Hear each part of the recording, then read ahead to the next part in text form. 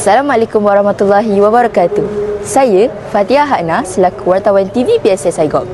Pada hari ini, SBP Integrasi Gopeng mengadakan sambutan Hari Guru yang zulung-zulung kalinya berlangsung pada 16 Mei 2025. Sambutan Hari Guru diadakan bagi menghargai jasa para guru.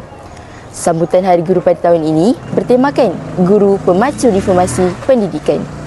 Hari ini, kita akan saksikan pelbagai aktiviti yang bakal mencuri perhatian guru dan anda yang sedang menonton. Sekarang sedang berlangsungnya perarakan masuk kontingen dari setiap negeri.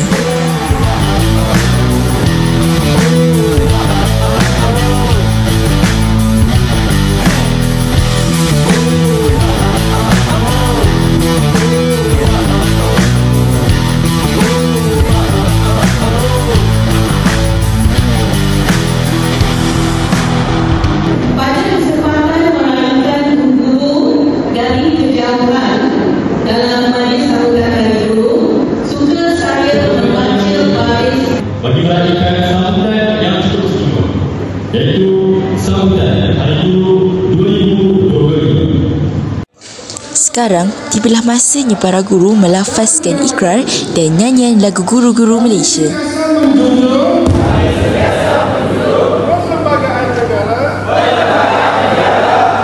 Kami mengamalkan prinsip-prinsip rukun negara pada setiap masa. Terima kasih.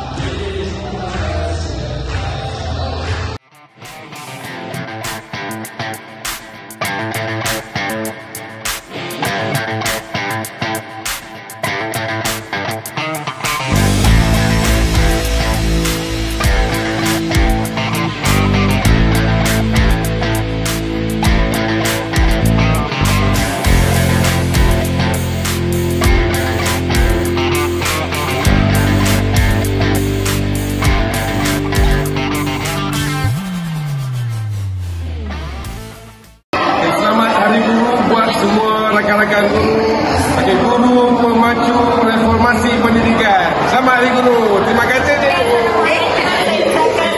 Hari Guru kepada semua yang bergelar pendidik. Jadi Assalamualaikum. Saya Ismani Dania selaku penolong ketua pengawas kurikulum. Saya Dia Dania selaku pengawas kurikulum. Jadi dari pagi kami pengawas kurikulum telah membuat beberapa aktiviti untuk cikgu secara berkumpulan dengan individu. Antaranya ada frisbee, zero point, dakji, pingpong.